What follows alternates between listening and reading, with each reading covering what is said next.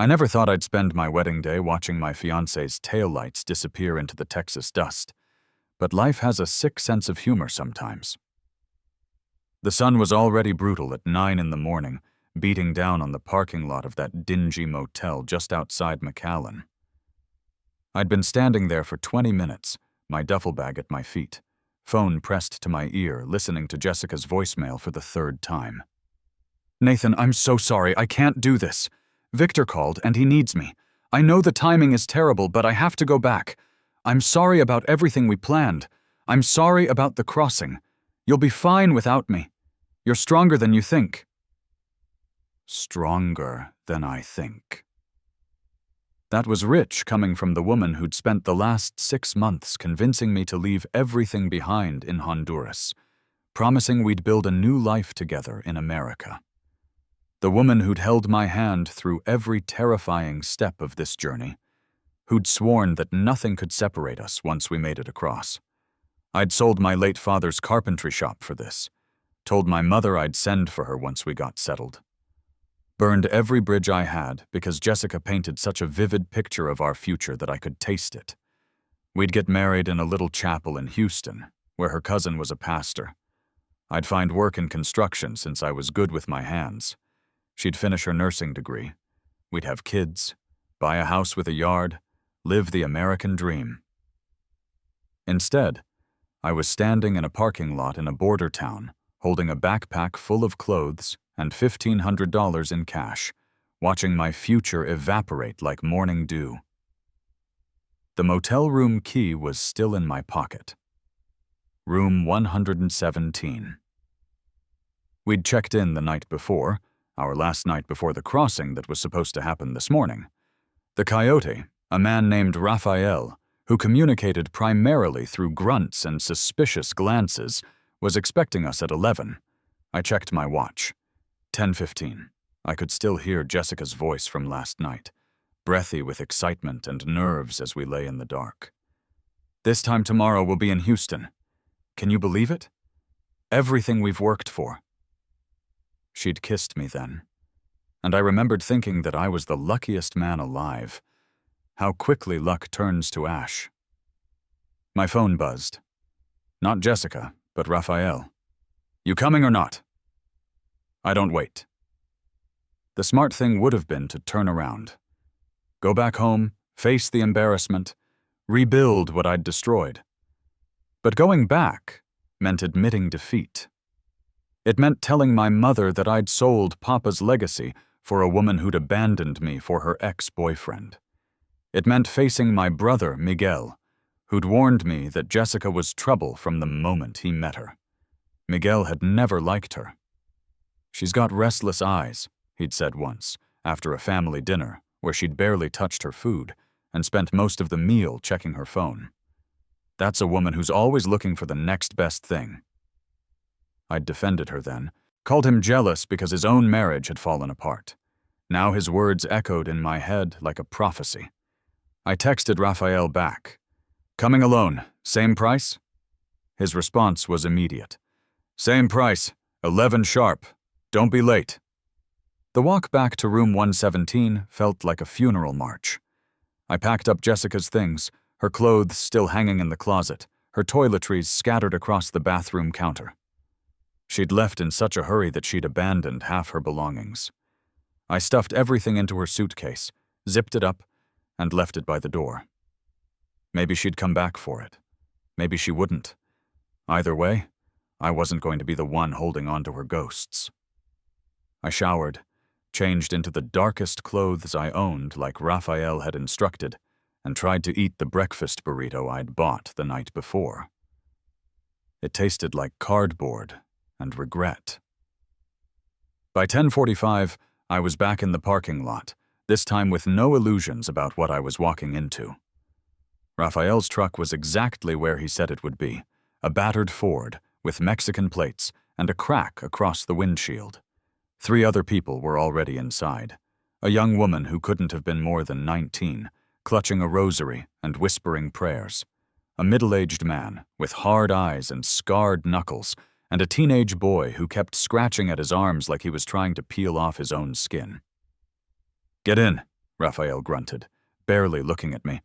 "We're behind schedule." I climbed into the bed of the truck, where two more people sat silently. An older woman with silver hair braided down her back, and a man about my age wearing a Houston Astros cap. Nobody spoke. What was there to say? We were all running towards something, or away from something, and the details didn't matter much in the grand scheme of survival. The drive took us out of McAllen and into increasingly desolate territory. Scrubland stretched in every direction, broken only by the occasional ranch house or water tower. Raphael drove like he owned the road, windows down, radio playing narco corridos that seemed grotesquely inappropriate given our situation. We stopped at an abandoned warehouse around noon.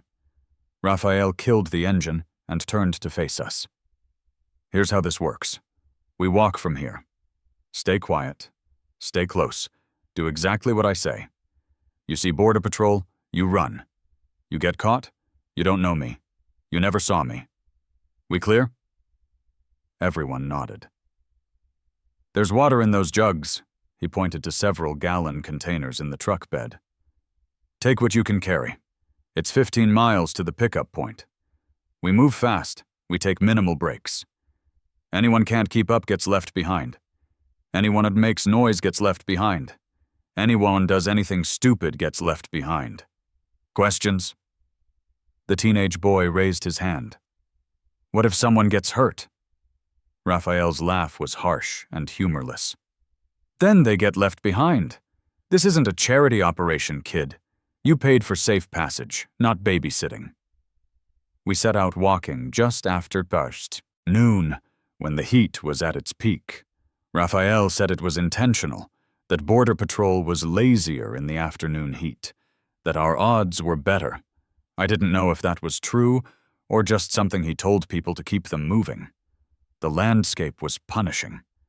Thorny bushes grabbed at our clothes.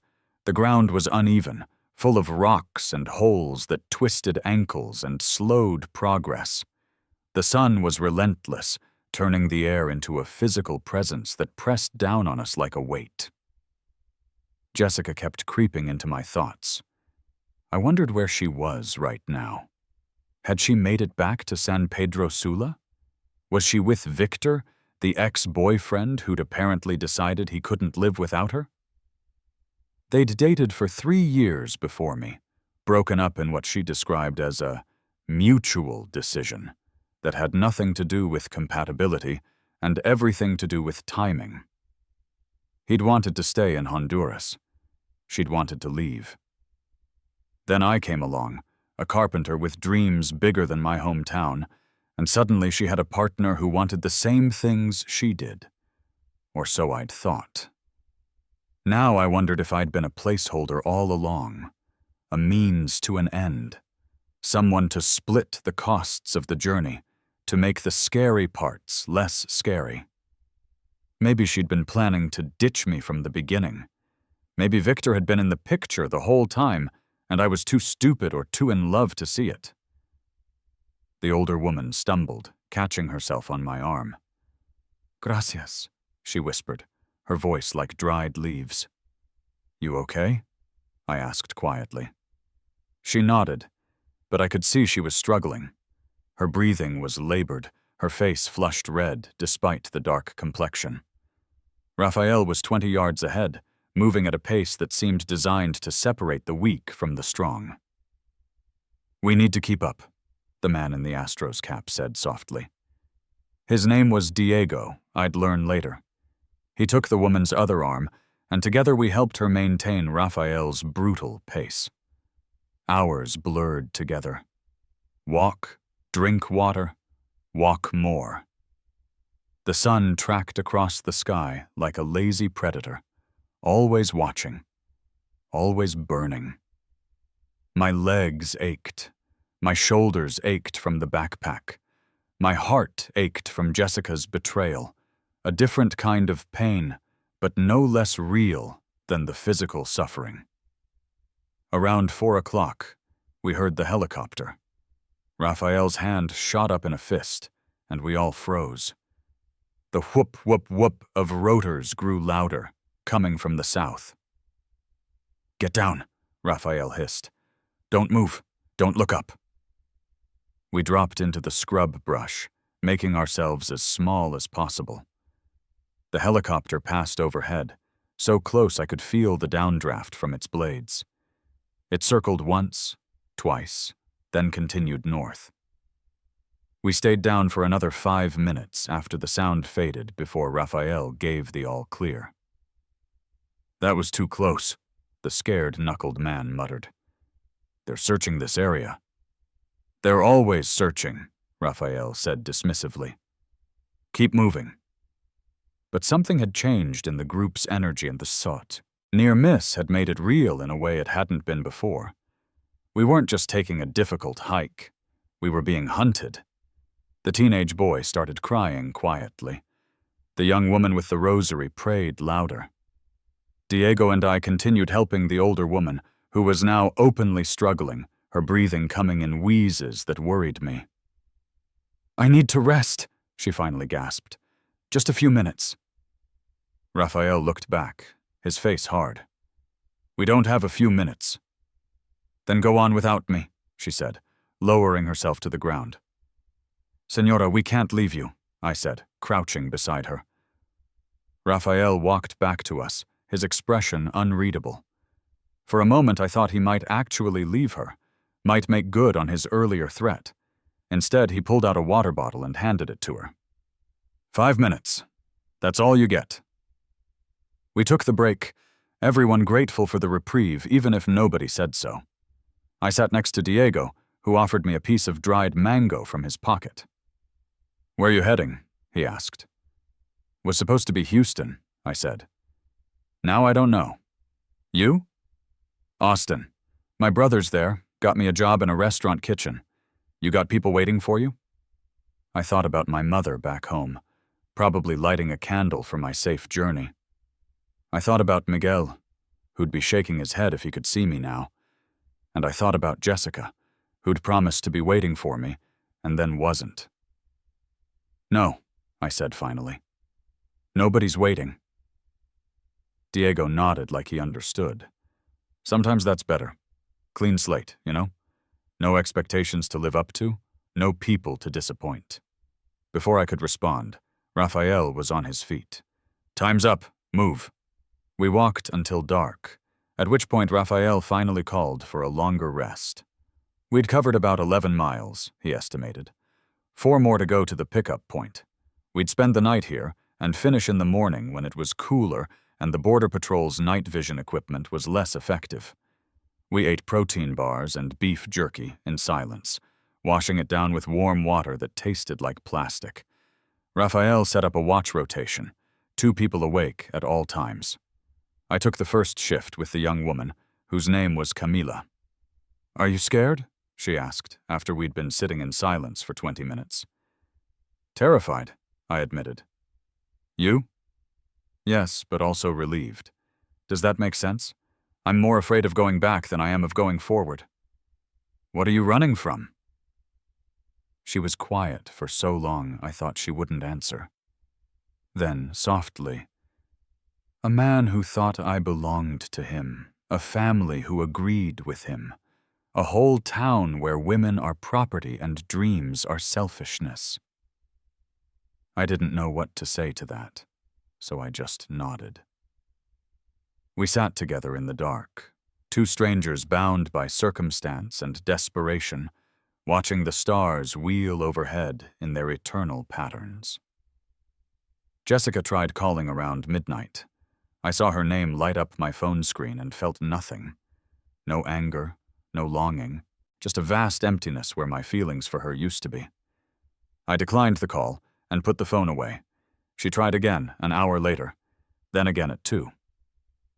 By the 3rd attempt, Diego was awake for his shift and noticed. "Someone really wants to talk to you," he observed. "Someone who doesn't get to anymore," I replied. I turned off my phone after that. Whatever Jessica wanted to say, I didn't need to hear it. Words were cheap. Promises were cheaper. She'd made her choice. and I was making mine. We set out again at dawn, the air mercifully cool for the first few hours. The older woman seemed recovered, moving with more strength than she'd shown the previous afternoon. The teenage boy had stopped scratching his arms, though his eyes were still wild with barely contained panic. We were a ragged crew, united only by our shared illegal status and the hope that whatever waited on the other side of this ordeal was better than what we'd left behind. The pickup point was an abandoned gas station just off a rural highway. Raphael made us wait in the brush while he checked to make sure it was safe. After 10 agonizing minutes, he whistled for us to approach. A white van sat behind the station, engine running. The driver was a woman in her 40s with bleached blonde hair and too much makeup. She looked us over with the enthusiasm of someone inspecting cattle. "This is all?" she asked Raphael. "This is all that made it." Made it, like it was an accomplishment just to survive the walk. I supposed it was. "Okay, everybody in. There's food and water inside. We've got about 6 hours to Houston. You stay quiet, you stay hidden, you don't make any trouble." The back of the van had been modified with benches along the walls and a false panel that could hide us if we got pulled over. It smelled like sweat and fear and a cloying vanilla air freshener that only made everything worse. We climbed in, and the door slammed shut behind us. The driver, whose name we never learned, pulled out onto the highway, and just like that, we were in America. Really in America. Not just technically across the border, but actually moving through the country like we had a right to be here. The relief should have been overwhelming. Instead, I felt numb. I'd made it, but at what cost? I'd crossed into America alone, without the woman I'd planned to marry, without any clear plan beyond survival. I was undocumented, unemployed, and emotionally gutted. This wasn't the triumphant arrival I'd imagined during all those months of planning. "Hey," Diego said quietly, sitting next to me in the dark van. "You did it, man. We did it." "Yeah," I said without conviction. "I know that look," he continued. "That's the look of someone who got what they wanted and doesn't know what to do with it. Is it that obvious? You've had that look since you got in Raphael's truck. Woman trouble?" I laughed bitterly. "Is there any other kind? True enough. You want to talk about it?" And, surprisingly, I did. I told Diego everything. About Jessica, about the promises, about waking up to her voicemail and making the choice to cross alone. About selling my father's shop, about my mother's blessings, about my brother's warnings. I word vomited my entire pathetic story to this stranger in the back of a smuggling van, and he listened without judgment.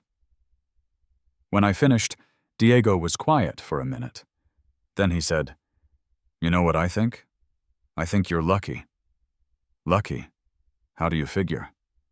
"She showed you who she was before you married her, before you had kids with her, before you wasted years building a life with someone who would bail the moment things got hard or a better option showed up. She did you a favor. Doesn't feel like a favor. It will. Maybe not today, maybe not next month, but eventually you'll look back and be grateful you found out now. My ex-wife waited until we had 2 kids and a mortgage before she decided she was done. Left me with nothing but debt and heartbreak. At least you get to start fresh." I let his words sink in as the van rumbled along the highway. Start fresh. A clean slate. No expectations to live up to. Maybe Diego was right. Maybe Jessica's betrayal was the best thing that could have happened to me, even if it didn't feel that way yet. We stopped once at a rest area, the driver buying us all fast food burgers and letting us use the bathroom in shifts. It was surreal, eating a greasy cheeseburger in an American rest stop, trucks and RVs and families all around us, none of them knowing that the back of that white van held 7 people who'd just crossed illegally. "Where are you going to go when we get to Houston?" the scarred man asked me. His name was Roberto, and he'd been mostly silent until now. "I don't know," I admitted. "I guess I'll figure it out when I get there." "You got any skills? Any way to make money?" "I'm a carpenter. Was a carpenter. I'm good with wood, decent with general construction." Roberto nodded thoughtfully. "Construction's always hiring in Houston. A lot of undocumented guys in the crews. They don't ask questions if you work hard. I got a cousin runs a framing crew. I could make an introduction." "Yeah? Yeah. We gotta look out for each other, right? Nobody else is gonna do it." That simple act of kindness from a stranger hit me harder than I expected.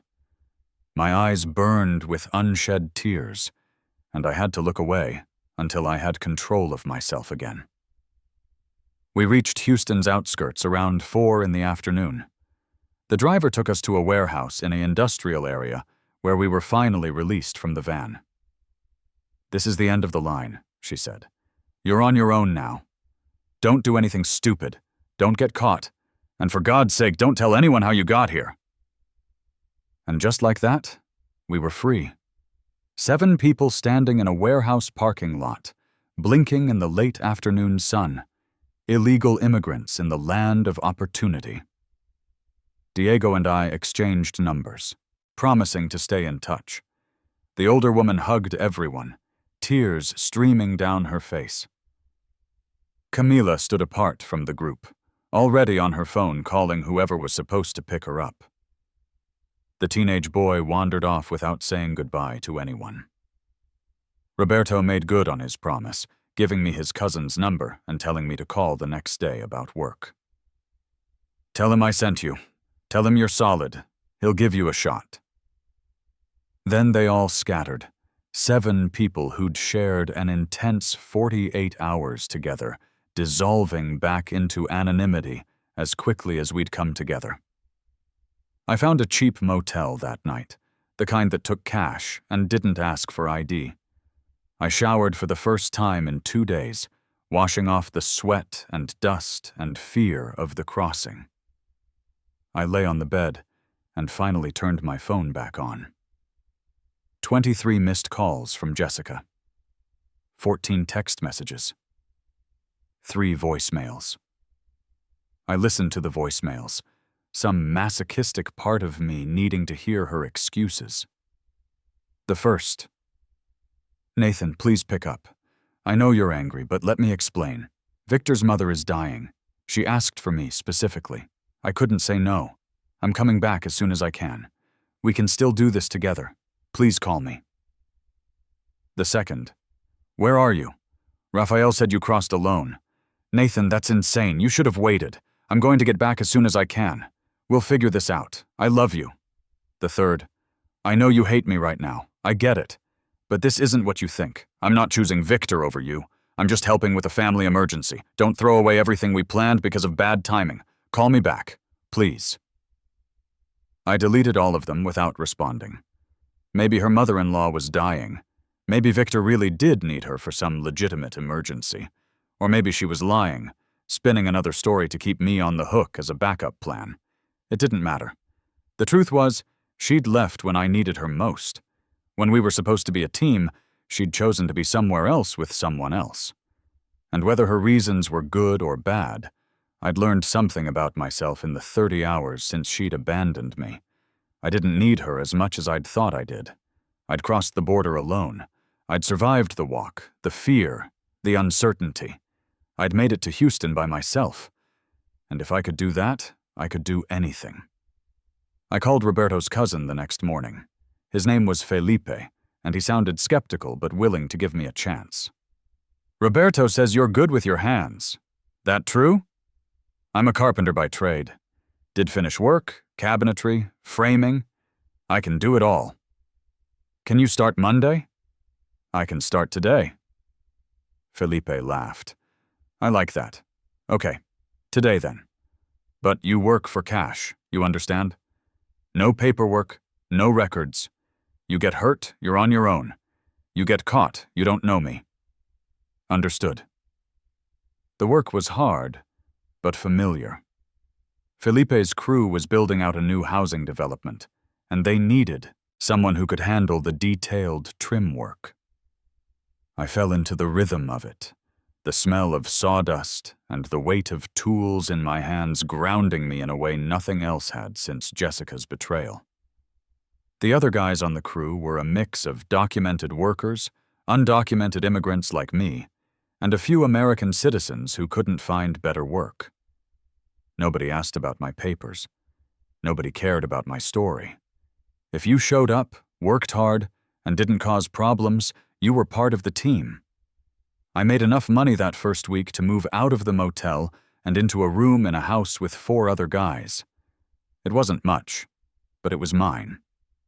I bought a second-hand phone, started a bank account under a fake name that Felipe helped me set up, and began the slow process of building a life from nothing. Jessica kept calling for the first month. Then the calls became less frequent. Then they stopped altogether. I never responded to a single one, never gave her the closure she was probably looking for. Let her wonder. Let her worry. Let her feel a fraction of what I'd felt standing in that parking lot watching her drive away. Diego and I met up for beers one night about 6 weeks after we'd crossed. He was working in a restaurant kitchen like he'd planned, sharing an apartment with his brother in a rough part of town, but making it work. "You hear from your girl?" he asked. "She's not my girl." "And no, you?" "My ex tried to hit me up for money. Apparently the new guy isn't as good a provider as I was." "What did you tell her?" "Told her to lose my number. Some bridges you burn, you know. Can't go back across them even if you wanted to." We drank to that, to burned bridges and new beginnings, to the strange luck of disaster that forces you to become something you didn't know you could be. 3 months after the crossing, I was walking to work when I saw her. Jessica. She was getting out of a car in front of a grocery store, and for a moment I thought I was hallucinating. But no, it was definitely her.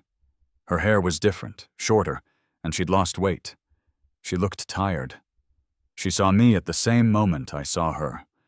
Her face went through a cascade of emotions: shock, relief, guilt, fear. She started walking toward me, mouth opening to say something. I turned and walked the other way. "Nathan, wait!" she called out. "Please, let me explain." I kept walking. She called after me a few more times, but I didn't look back, didn't slow down, didn't give her the satisfaction of a response. Later that night, my phone rang with her number. I answered this time, figuring it was time to end this chapter cleanly. "Nathan, thank God. I've been trying to reach you for months. Where have you been?" "Building a life." "What do you want, Jessica?" "I want to apologize. I want to explain what happened. Victor's mother didn't die. She recovered, and I realized I made a terrible mistake. I came back to Houston to find you, but you'd disappeared." "I didn't disappear. I did exactly what we planned. I crossed the border and came to Houston. I just did it without you. I'm sorry. I know I hurt you. But we can still fix this. We can still have the life we planned." "No, we can't. You made a choice that day, and I made one too. Mine was to stop waiting for you to decide whether I was worth sticking around for." "That's not fair. My ex's mother was dying. And mine was selling my father's business so I could build a future with you. We both had obligations. The difference is, I kept mine." She was crying now. I could hear it in her voice. A few months ago, that would have broken me. Now I felt nothing. "I know you hate me," she said. "But can we at least talk? Meet for coffee? I'm in Houston. I came here for you." "You came here 4 months too late. I'm not interested in rehashing this. I'm not interested in explanations or apologies or second chances. I'm interested in moving forward, And that doesn't include you. Nathan, please, I love you. You don't love me, Jessica. You love the idea of me. You love having a backup plan, but I'm not anyone's backup plan anymore. I'm the main event in my own life now. I hung up before she could respond. Then I blocked her number. Then I poured myself a drink and sat on the porch of my house, looking out at the Houston skyline and marveling at how far I'd come from that parking lot in McAllen. 6 months after the crossing, I got my first big break. Felipe introduced me to a developer who needed someone to handle custom woodwork on a luxury home project. The pay was significantly better, and if I did well, there'd be more work. It was the kind of opportunity that could change everything. I worked 16-hour days on that project, pouring everything I had into making it perfect. I designed built-in bookshelves that looked like they'd been there for 100 years. I crafted a dining table from reclaimed wood that the developer said was the centerpiece of the entire house. I proved I was more than just another undocumented laborer. I was an artisan. The developer was so impressed he hired me for 3 more projects. Then word spread, and suddenly I had more work than I could handle alone. I started hiring other guys from Felipe's crew, the ones I trusted to do quality work. Before I knew it, I was running my own small operation, doing high-end carpentry for people who could afford to pay premium prices and didn't ask too many questions about my legal status. I sent money back to my mother, enough that she could stop working and enjoy her retirement. I sent money to Miguel, too, an unspoken apology for not listening to his warnings about Jessica. He called me after the second payment arrived. "You doing okay out there?" he asked. "Better than okay. I'm building something, Miguel. Something good. I'm proud of you, brother. Papa would be proud, too." Those words meant more than he could know. My father had been a master carpenter, the best in our town. I'd just learned everything from him. Spent my teenage years in his shop watching him transform rough lumber into works of art. Selling his shop had felt like a betrayal, but now I understood that I'd carried his legacy with me across the border. His skills, his eye for quality, his commitment to craft. Those things couldn't be sold or left behind. A year after the crossing, Diego called with news. "I'm getting married," he said, excitement bubbling in his voice. "Met a girl at the restaurant. She's a waitress, she's smart as hell, and she said yes when I asked." "That's amazing, man. When's the wedding?" "Next month. Small ceremony, just family and close friends. I want you there." "Me? Diego, we barely know each other." "Are you kidding? You're the first person I met when I got here. We crossed together. That makes you family as far as I'm concerned." I went to the wedding, a small affair in a courthouse followed by a party at the restaurant where Diego worked. His bride, Elena, was lovely and kind, and looked at Diego like he'd hung the moon. Watching them together, I felt the last remaining ache from Jessica's betrayal finally fade away. This was what love looked like. Not grand promises and dramatic gestures, but quiet commitment, choosing each other every day in small ways and large, showing up when it mattered. "You're next," Diego said, slightly drunk and very happy. "I can feel it. You're gonna meet someone and forget all about what's-her-name." "Maybe," I said. "But I'm in no rush." And I wasn't. For the first time in my life, I was content being alone. I had work I was proud of, friends I trusted, and a future I was building on my own terms. If someone came along who added to that instead of detracting from it, great. If not, I'd be fine.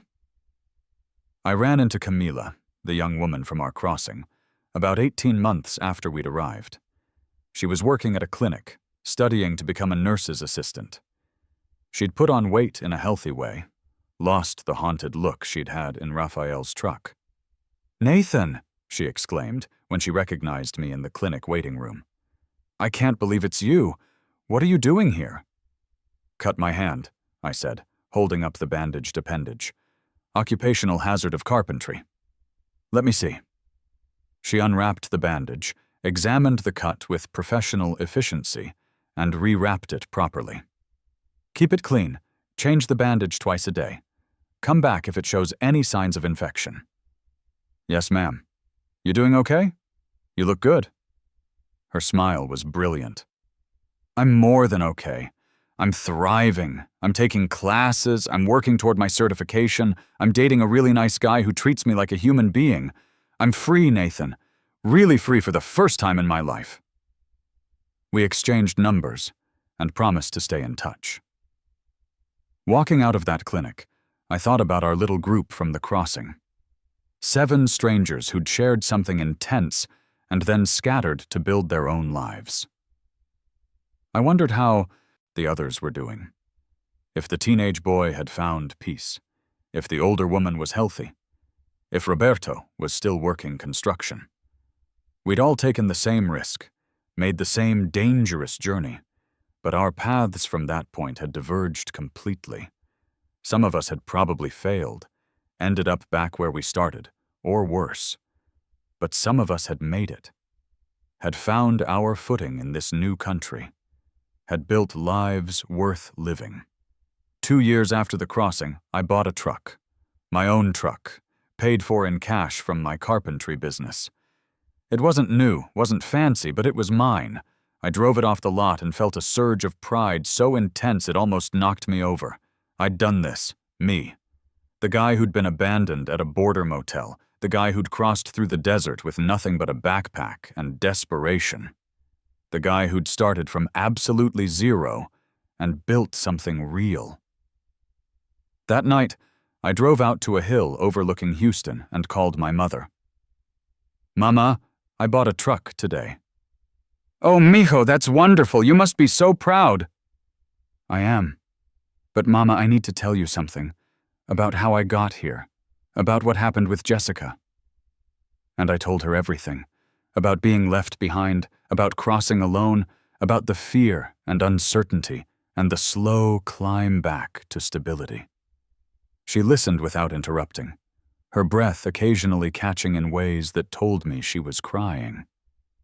When I finished, she was quiet for a long moment. Then she said, "Nathan, do you know why your father never expanded his business, never hired employees, or opened a bigger shop?" "No, why?" "Because he said that a man's worth isn't measured by how much he has or how big his business is. It's measured by what he does when he has nothing. By how he builds when the world tears down. By his character when character is all he has left. You, mijo, you have shown your worth. Your father would be so proud. I am so proud." I sat in my truck overlooking the glittering lights of Houston, tears streaming down my face, finally allowing myself to feel the full weight of what I'd accomplished. 3 years after the crossing, I met Luti. She was an interior designer working on a project I was doing cabinetry for. We started talking about wood grains and stain colors, and somehow that turned into coffee, which turned into dinner, which turned into a relationship that felt nothing like what I'd had with Jessica. Lucia was steady, reliable. She showed up when she said she would, kept her promises, and didn't play games with my heart. When I told her about my immigration status, she didn't flinch. "My parents crossed when I was a baby," she said. "I know what it's like. I know the fear and the uncertainty and the constant looking over your shoulder. We'll figure it out together." Together. That word that had once filled me with hope and then crushed me now felt safe again. Because Lucia meant it. She proved it every day in small ways that mattered more than grand gestures ever could. 4 years after the crossing, I proposed to Lucia in the workshop I'd finally been able to rent, surrounded by sawdust and lumber and the tools of my trade. I'd made the ring box myself, carved from a piece of walnut with her initials inlaid in maple. "It's not fancy," I said, "but it's made with love." "It's perfect," she said, crying and laughing at the same time. "You're perfect. Yes, absolutely yes." We got married in a small ceremony at her parents' house, surrounded by people who'd known struggle and celebrated success. Diego was there with Elena and their new baby. Felipe came with his whole crew. Camila came with her boyfriend. My mother flew in from Honduras, her first time in the United States, crying tears of joy the entire weekend. Standing at the altar waiting for Lucia to walk down the makeshift aisle, I thought about that parking lot in McAllen, about Jessica's taillights disappearing into the dust, about the choice I'd made to cross alone, to refuse to let her abandonment define my story. If she hadn't left, I would have married her, would have built a life with someone who viewed me as expendable, who would have kept me always wondering if I was good enough, worthy enough, important enough. I would have been forever haunted by the knowledge that she'd chosen someone else when things got hard. Instead, I was marrying a woman who'd seen me at my most vulnerable, who knew about my illegal status and my heartbreak and my struggles, and chose me anyway. Kept choosing me every single day. As Lucia walked toward me, her smile brighter than the Texas sun, I sent a silent thank you to the woman who'd broken my heart. Because in leaving me, she'd freed me to become someone better, someone stronger, someone worthy of the love I was about to receive. 5 years after the crossing, my business had grown enough that I hired an immigration lawyer to start the process of getting legal status. It would be long and complicated, and there were no guarantees, but I had to try. I'd built too much to lose it all to a deportation. "Your case is interesting," the lawyer said. "You've been here for years, you own a business, you employ people, you pay taxes under an ITIN. You're exactly the kind of immigrant this country should want to keep." "But," I prompted, hearing the unspoken caveat, "but the system isn't set up to reward people like you. It's going to be an uphill battle." "I've fought uphill battles before," I said. "I can do it again." 6 years after the crossing, Lucia and I had our first child, a daughter we named Sophia. Holding her in the hospital, this tiny, perfect thing that was half me and half the woman I loved, I felt the final piece of my old heartbreak dissolve. This was what mattered. Not the woman who'd left me, not the struggle to get here, not even the constant fear of deportation. This moment, this child, this family I'd built from nothing. I thought about all the times I'd almost given up. That first night in the motel, when going back seemed easier than going forward. The walk through the desert, when every step hurt and the destination felt impossibly far away. The first few months in Houston, working day labor and sleeping in a room with 4 other guys, and wondering if I'd made a terrible mistake. If I'd quit at any of those points, I wouldn't be here now. Wouldn't be holding my daughter. Wouldn't have built a business or found real love or created a life worth living. 7 years after the crossing, I was in court for my final immigration hearing. My lawyer had prepared me for the worst while hoping for the best. Lucia sat behind me, holding my hand, our daughter on her lap. The judge looked over my file for what felt like an eternity. Then she looked up at me. "Mr. Nathan, I've reviewed your case extensively. You entered this country illegally. That's not in question. But in the 7 years since, you've been a model resident. You've built a business, created jobs, paid taxes, started a family. You've contributed to your community in measurable ways." She paused, and my heart stopped.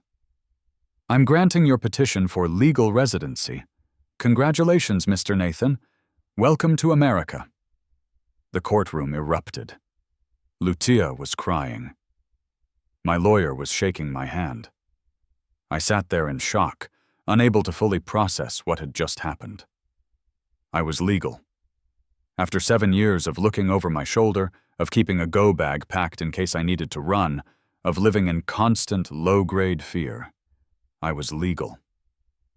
That night, I drove to the same hill overlooking Houston, where I'd called my mother after buying my truck. I looked out at the city that had become my home, the place where I'd been tested and broken and rebuilt into something stronger. My phone buzzed, a text from a number I didn't recognize. "I heard you got your papers. I'm happy for you. You deserve it. I hope you've found peace. Jessica." After all these years, she was still checking in on me somehow. I stared at the message for a long moment, then deleted it without responding. She was part of my story, but she wasn't part of my life. The man who'd loved her had died in that parking lot 7 years ago. The man I'd become had no room for ghosts. I opened my photos instead, scrolling through pictures of Lucia and Sophia, of my workshop and my crew, of my mother visiting and Diego's family at barbecues. This was my life now, full and real and entirely mine. I'd crossed the border alone, terrified and heartbroken, with no idea if I'd make it or what waited on the other side. I'd survived the desert, built a business from nothing, found love that was real, and earned the right to stay in the country I'd fought so hard to reach. And I'd never looked back.